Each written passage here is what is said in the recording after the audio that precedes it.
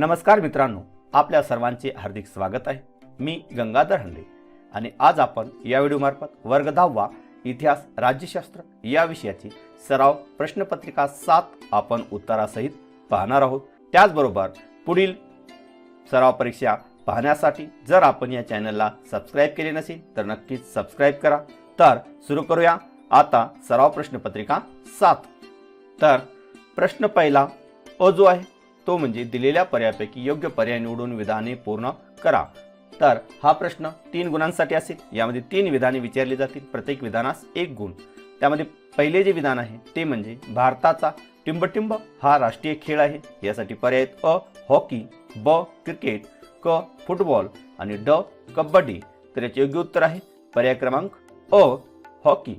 त्यानंतर दुसरे जे विधान आहे ते म्हणजे टिंबटिंब हे मराठीतील पहिले वृत्तपत्र आहे।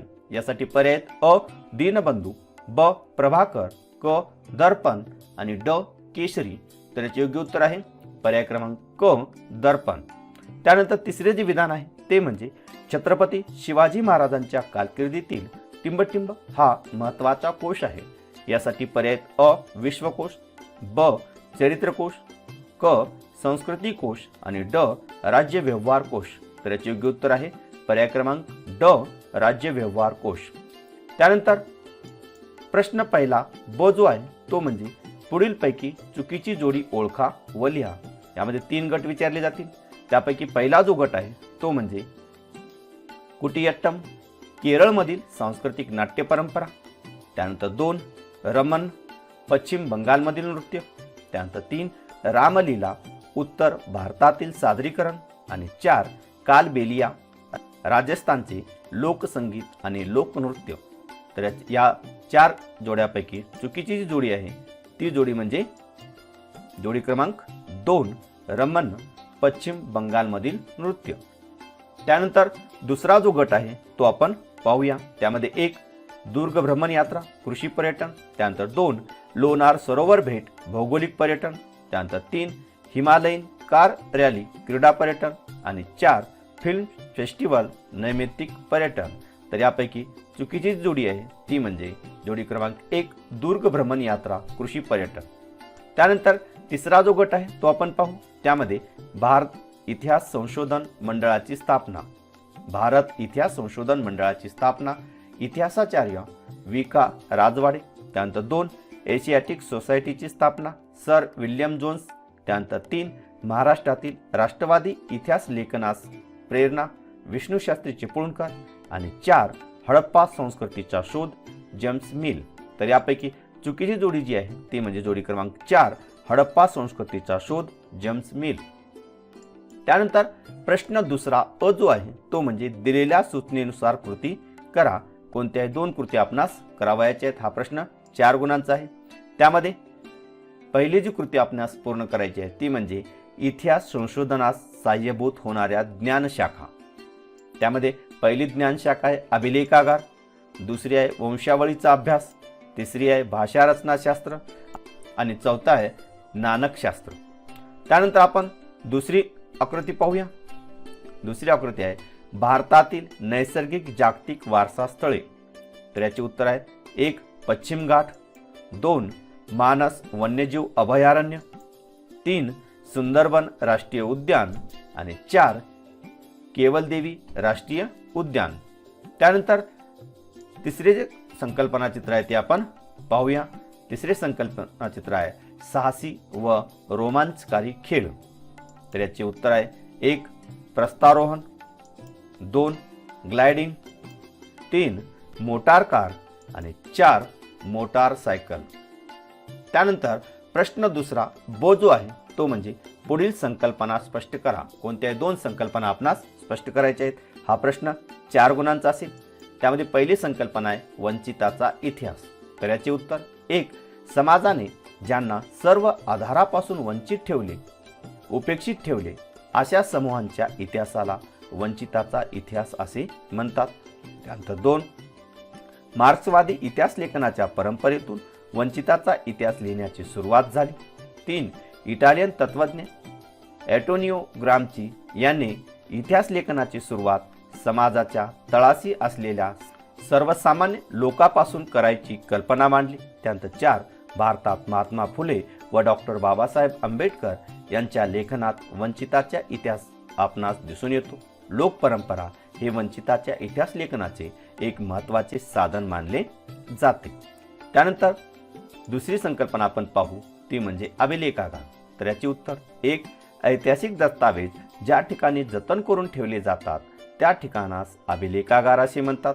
2 अभिलेखागारामध्ये महत्त्वाची जुनी कागदपत्रे, दप्तरे, जुने चित्रपट, जागतिक करारांचे ऐवज इत्यादी जतन करून ठेवले जाते.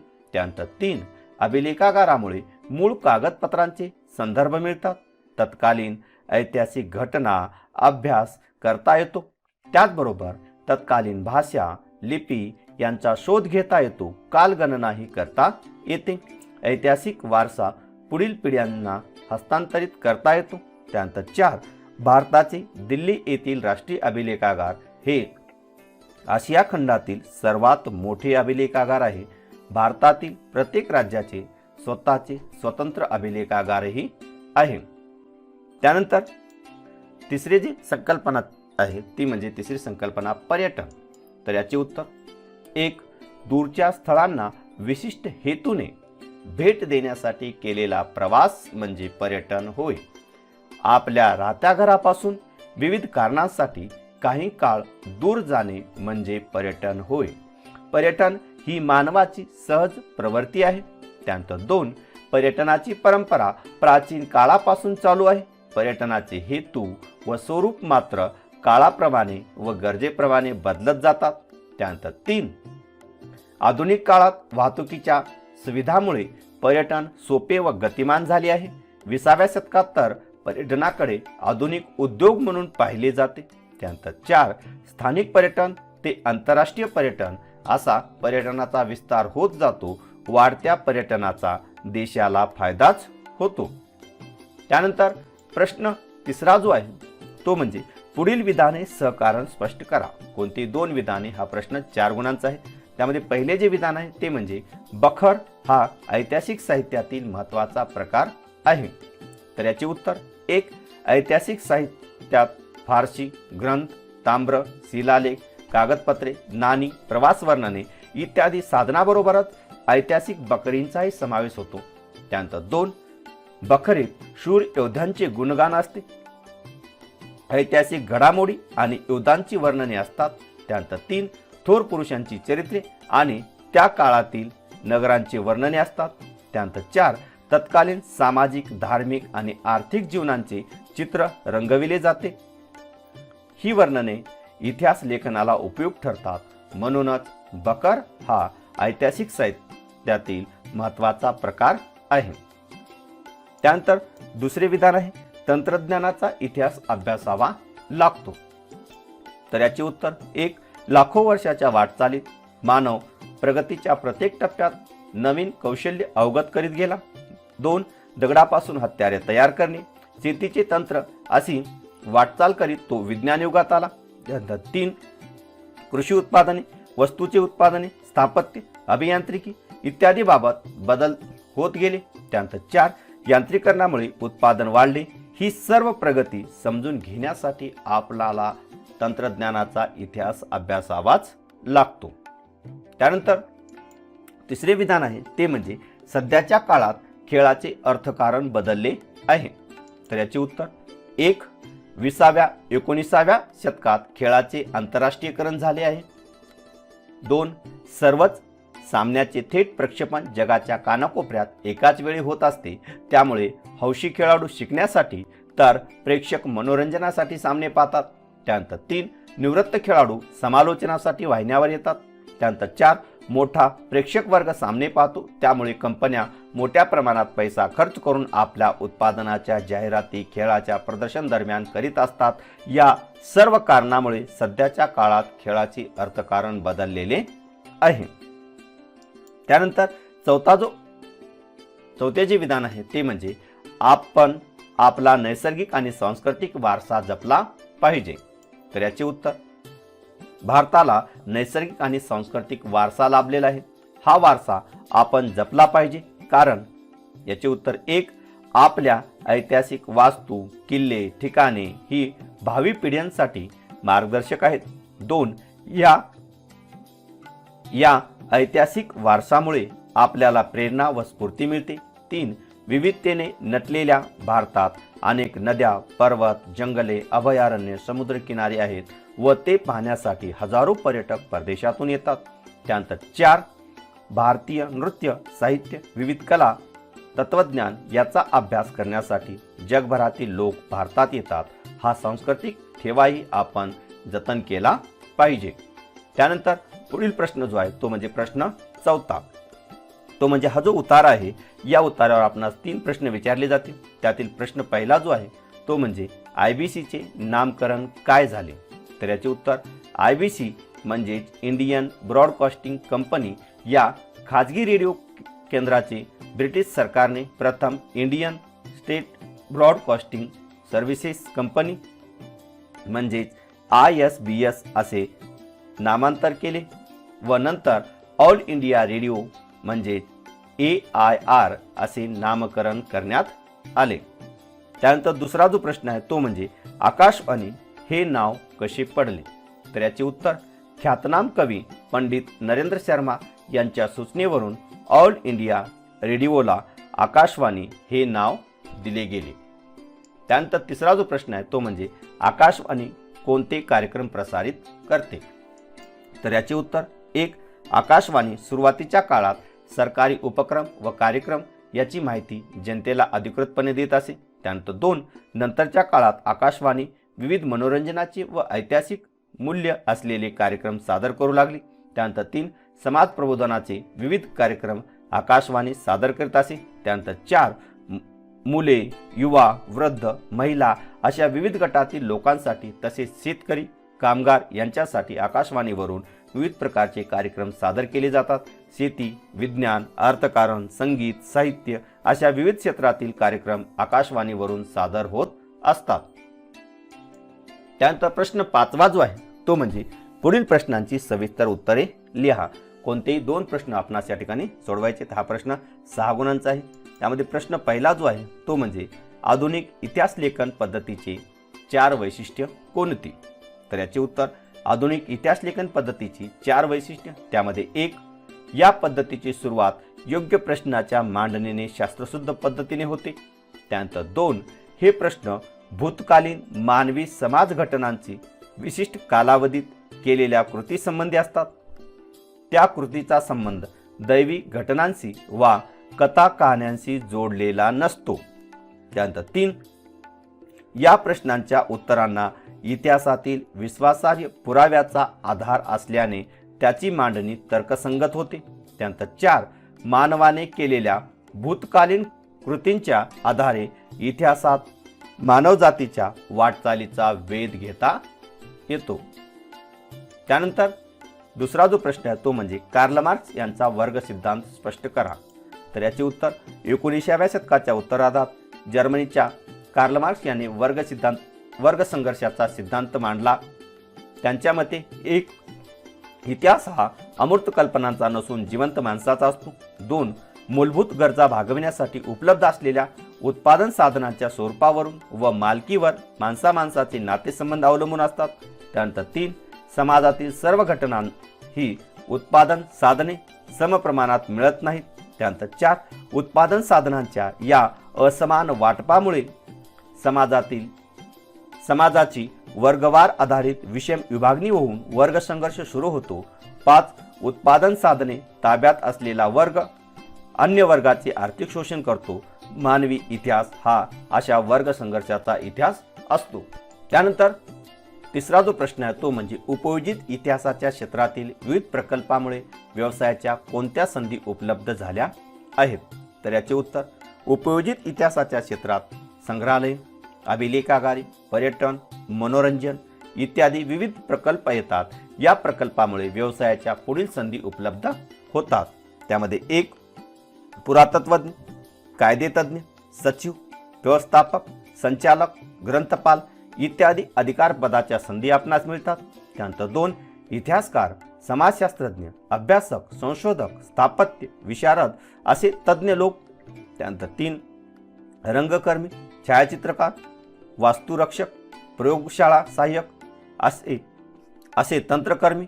त्यानंतर 4 पर्यटक मार्गदर्शक, निवास व भोजन व्यवस्था, मनोरंजनाची साधने इत्यादी व्यवसाय करणारे व्यावसायिक. त्यानंतर चौथा जो प्रश्न आहे तो म्हणजे पर्यटनाच्या विकासासाठी कोणती काळजी घेणे आवश्यक आहे. त्यानंतर चौथा जो प्रश्न आहे तो म्हणजे पर्यटनाच्या विकासासाठी कोणती काळजी घेणे आवश्यक आहे. तर याचे उत्तर आधुनिक काळात पर्यटन ही रोजगारभिमुख आणि देशाचा विकास करणारी बाब आहे.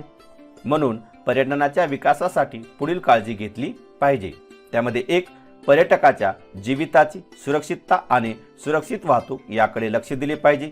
2 पर्यटकांना उत्तम दर्जाची निवास व्यवस्था उपलब्ध करून दिली पाहिजे. त्यानंतर 3 त्यांना प्रवासात उत्तम सोयी सुविधा व स्वच्छ प्रसाधनगृहे उपलब्ध करून दिली पाहिजेत. त्यानंतर 4 ऐतिहासिक व प्रेक्षणीय स्थळे स्वच्छ व सुविधायुक्त ठेवली पाहिजेत. त्यानंतर 5 पर्यटकांना प्रेक्षणीय स्थळांची माहिती पुस्तिका, नकाशे, मार्गदर्शिका, गाईड, भाषे इत्यादी सोयी उपलब्ध करून दिल्या पाहिजेत. आणि 6वा जो मुद्दा आहे तो म्हणजे दिव्यांगांना पर्यटकातील गरजेकडे विशेष लक्ष दिले पाहिजे. त्यानंतर प्रश्न 6वा जो आहे तो म्हणजे दिलेल्या पर्यायापैकी योग्य पर्याय निवडून विधाने पुन्हा लिहा. पहिले जे विधान आहे ते म्हणजे मतदारसंघ निर्माण करण्याचे काम निवडणूक आयोगाची टिंबटिंब समिती करते. यासाठी पर्याय अ निवड, ब परिसीमन, क मतदान आणि ड वेळापत्रक. तर याचे योग्य उत्तर आहे पर्याय क्रमांक ब परिसीमन. त्यानंतर दुसरे जे विधान आहे ते म्हणजे शिरोमणी अकाली दल हा पक्ष टिंबटिंब राज्यात आहे. याचे उत्तर पर्याय अ पंजाब, ब आसाम, क बिहार आणि ड जम्मू आणि काश्मीर. तर याचे योग्य उत्तर आहे पर्याय क्रमांक अ पंजाब. या ठिकाणी ब चूक झालेला आहे लिहिण्यात, अ पंजाब. त्यानंतर प्रश्न 7वा जो आहे तो म्हणजे पुढील विधाने चूक की बरोबर ते सहकारण स्पष्ट करा. त्यामध्ये पहिले जे विधान आहे ते म्हणजे राजकीय पक्ष शासन व जनता यांच्यातील दुवा म्हणून काम करतात. तर याचे उत्तर हे विधान बरोबर आहे, कारण राजकीय पक्ष जनतेच्या मागण्या आणि गाऱ्हाणी शासनापर्यंत पोहोचवण्याचे कार्य करतात. त्यानंतर 2 शासन पक्षातर्फे आपल्या धोरणांची, योजनांची माहिती जनतेपर्यंत पोहोचवून त्यांचा या कार्यक्रमांना पाठिंबा मिळवतात. त्यानंतर 3 या धोरणावरील जनतेच्या प्रतिक्रिया सरकारला समजण्याचे कामही राजकीय पक्षच करतात. अशा रीतीने राजकीय पक्ष शासन व जनता यांच्यातील दुवा म्हणून काम करतात. त्यानंतर दुसरा जो प्रश्न आहे तो म्हणजे निवडणूक आयोग निवडणुकीदरम्यान आचारसंहिता लागू करतो. तर हे विधान बरोबर आहे, कारण 1 त्यामुळे निवडणुका खुल्या वातावरणात व निष्पक्ष पद्धतीने घेता येतात. त्यानंतर 2 निवडणुकीच्या काळात गैरप्रकाराला आळा घालता येतो. त्यानंतर 3 दहशत यापासून सामान्य मतदाराला दिलासा मिळून तो मुक्तपणे मतदान करू शकतो. म्हणून निवडणूक आयोग निवडणुकीदरम्यान आचारसंहिता लागू करतो. त्यानंतर तिसरे जे विधान आहे ते म्हणजे आघाडी शासनातून अस्थिरता निर्माण होते. तर हे विधान चूक आहे, कारण 1989च्या निवडणुकीनंतर कोणत्याही पक्षाला बहुमत न मिळाल्याने आघाडी सरकारे केंद्रात व राज्यात अधिकारावर आली. त्यानंतर 2 पक्षांना आपापला कार्यक्रम बाजूला ठेवून समान कार्यक्रमावर भूमिकेवर एकत्र येऊन हे पक्ष सरकार चालवू लागले. त्यानंतर 3 1977चा जनता पक्षाचा प्रयोग फसल्यानंतर आता केंद्र व राज्य पातळीवर आघाडी शासन चांगल्या प्रकारे काम करीत आहे. म्हणून आघाडी शासनातून अस्थिरता निर्माण होते हा समज खोटा ठरला आहे. त्यानंतर प्रश्न 8वा पुढील संकल्पना स्पष्ट करा. कोणती एक संकल्पना आपणास स्पष्ट करायची आहे. त्यामध्ये पहिली संकल्पना आहे ती म्हणजे चळवळ. तर याचे उत्तर एखाद्या प्रश्नांच्या निराकरणासाठी जेव्हा लोक संघटित होऊन सातत्याने कृती करतात तेव्हा तिला चळवळ असे म्हणतात. त्यानंतर 2 चळवळी या नागरिकांचा सार्वजनिक जीवनातील सहभाग वाढावा, सार्वजनिक हितासाठी आणि प्रश्नांच्या सोडवणुकीसाठी चळवळी होत असतात. त्यानंतर 3 सरकारवर दबाव आणून आपले प्रश्न सोडवण्यासाठी चळवळी होतातच असे नाही, तर शासनाच्या काही निर्णयाचा वा धोरणांना विरोध करण्यासाठी सुद्धा चळवळी होतात. त्यानंतर 4 धार्मिक, सामाजिक, आर्थिक, सांस्कृतिक, पर्यावरण विषयक, त्याचबरोबर स्वच्छता, वाईट प्रथा परंपरा इत्यादी विविध विषयातील प्रश्न घेऊन चळवळी होत असतात. त्यानंतर दुसरे संकल्पनाचित्र आहे ते म्हणजे राष्ट्रीय पक्ष. तर याचे उत्तर, राष्ट्रीय पातळीवर कार्यरत असणाऱ्या पक्षांना राष्ट्रीय पक्ष असे म्हणतात. राष्ट्रीय पक्ष म्हणून मान्यता मिळवण्यासाठी निवडणूक आयोगाने पुढील निकष ठेवले आहेत. त्यामध्ये एक, किमान 4 राज्यामध्ये शेवटच्या लोकसभा निवडणुकीत किंवा विधानसभेच्या निवडणुकीत किमान 6% मते मिळवणे आवश्यक असते किंवा किमान 4 सभासद लोकसभेत निवडून येणे आवश्यक आहे किंवा 2, आधीच्या लोकसभा निवडणुकीत किमान 3 राज्यामध्ये मिळून लोकसभेच्या एकूण जागापैकी 2% जागा निवडून येणे आवश्यक आहे. त्यानंतर 3, किमान 4 राज्यामध्ये राज्य पातळीवरील पक्ष म्हणून मान्यता मिळणे आवश्यक आहे. त्यानंतर पुढील प्रश्न जो आहे प्रश्न 8वा, ब, सूचनेनुसार कृती करा. यामध्ये पहिला जो आहे तो म्हणजे देशातील प्रमुख राष्ट्रीय पक्ष. तर याचे उत्तर, 1, भारतीय राष्ट्रीय काँग्रेस, 2, राष्ट्रवादी काँग्रेस पक्ष, 3, भारतीय जनता पक्ष आणि 4, बहुजन समाज पक्ष. त्यानंतर दुसरे संकल्पनाचित्र आहे ते म्हणजे स्वातंत्र्यपूर्व काळातील समाज सुधारक. तर याचे उत्तर, 1, महात्मा फुले, 2, ईश्वरचंद्र विद्यासागर, 3, पंडिता रमाबाई आणि 4, राजा राममोहन रॉय. त्यानंतर प्रश्न 9वा जो आहे तो म्हणजे पुढील प्रश्नांची थोडक्यात उत्तरे लिहा. कोणताही एक प्रश्न आपणास सोडवायचा आहे. त्यामध्ये 1, सामाजिक न्याय प्रस्थापित करणे म्हणजे काय. तर याचे उत्तर, सामाजिक न्याय प्रस्थापित करणे म्हणजे 1, ज्या सामाजिक बाबीमुळे विचारामुळे व्यक्तीवर वा काही लोकसमूहावर अन्याय होतो त्या बाबी वा ते विचार नष्ट करणे. त्यानंतर 2, व्यक्ती म्हणून सर्वांचा दर्जा समान मानणे व तशी धोरणे आखणे. त्यानंतर 3, जात, धर्म, भाषा, लिंग, वंश, जन्मस्थान, संपत्ती इत्यादीवर आधारित श्रेष्ठ कनिष्ठ असा भेद न करता समान वागणूक देणे. त्यानंतर 4, सर्वांना विकासाची समान संधी देणे. यालाच काय म्हणतात, सामाजिक न्याय प्रस्थापित करणे.